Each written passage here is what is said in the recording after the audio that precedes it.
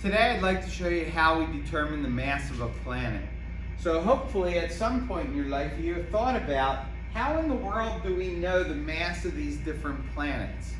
We've never been to some of these planets, and even if we were there, how would we figure out what their masses are? So that's what we're going to do today. I want to show you how humans figured this out. And we're going to start out with just doing a very simple problem to learn some ideas that will help us figure out the mass of the planet.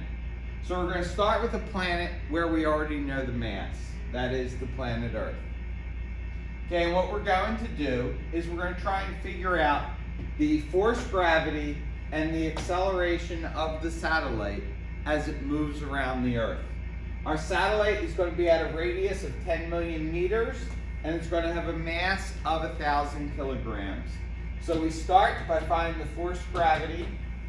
We do our gravitational constant. We do the mass of the satellite for the first object. The mass of the Earth as our second object, so hopefully you have your sheet with you.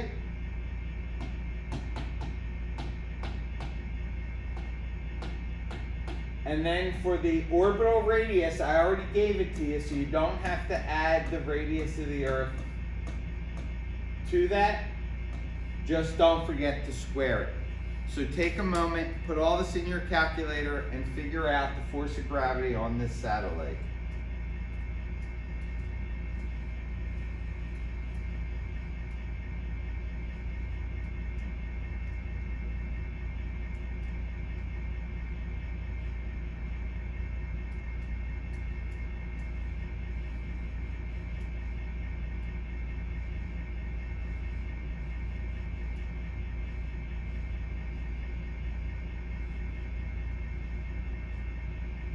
Okay, I got a value for the force of gravity of 3,982 newtons.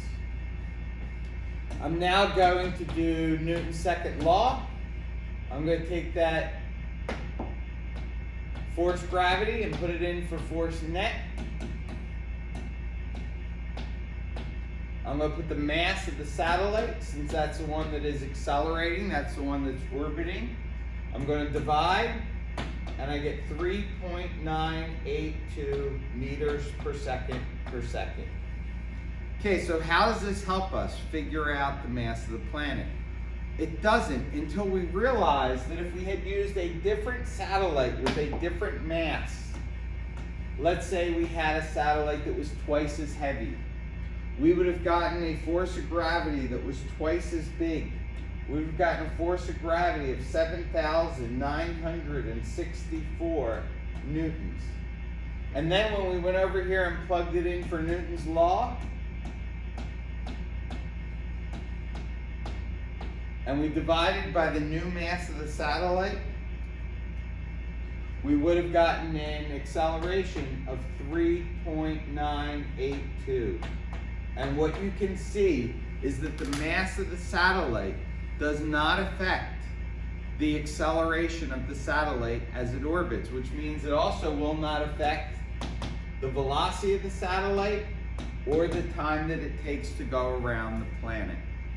And because the mass of the satellite does not affect the time it takes the satellite to go around the planet, we can use that to help us find the mass of the planet. So let's see how that's going to work. One of the first times we're able to do this is with the planet Jupiter.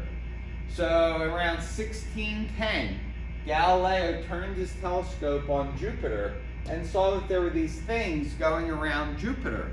At the time, he thought they might be stars. But then he realized night after night that these stars followed Jupiter around, and they orbited around Jupiter. By tracking one of these moons, which we now call these things the moons of Jupiter, he was able to figure out the time it took to make one complete trip around the planet. And once he knew that, and published that, and other scientists found that, we were later able to use that to figure out the mass of the planet. So let's see how that's going to work. So again, here's Jupiter, a little bit better resolution than what Galileo had access to. We're going to focus on this moon, which is now known as Io. And we can see that it takes exactly this long to go one trip around Jupiter. We can tell based on the farthest that Io ever gets in our telescope eyepiece, we can tell how far it is from the center of Jupiter. So we can get the orbital radius and we can get the time it takes to orbit just by watching it over a series of days in our telescope. And with those two pieces of information, we're going to figure out the mass of Jupiter. So here's how you're going to do it. You're going to go backwards. You're going to start with this formula. You're going to use 6.28 for one orbit. You're going to use the radius based on what we see through our telescope.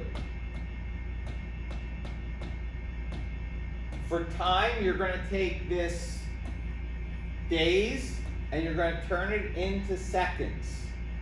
Once you get your velocity, you're going to plug it in to your acceleration formula and you're going to find the acceleration of Io as it goes around Jupiter. Once you have your acceleration, you're going to put it into our Newton's second law equation, and here's the part that becomes important. This is the mass of the moon, the mass of Io, and we learned that the mass of the orbiting body does not affect our final answer. So you can make up any mass you want, and you'll still get the same final answer for the mass of Jupiter. So I'm going to say, let's just call it 1,000. Keep things simple. Okay? Then we're going to get our acceleration from here. Our mass, we're going to pick 1,000, and we're going to solve for force net. We're then going to put the force net as our force gravity. And we're going to solve for the mass of the planet.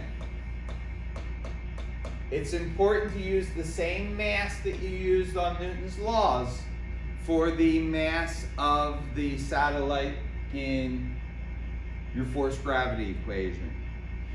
Anyway, I'd like you to try working through this and seeing whether or not you can get the mass of Jupiter and see if it's close to the value that you have on your yellow sheet. Okay? Hopefully it will be, and you will have shown yourself how it is that we are able to figure out the masses that are present on this sheet.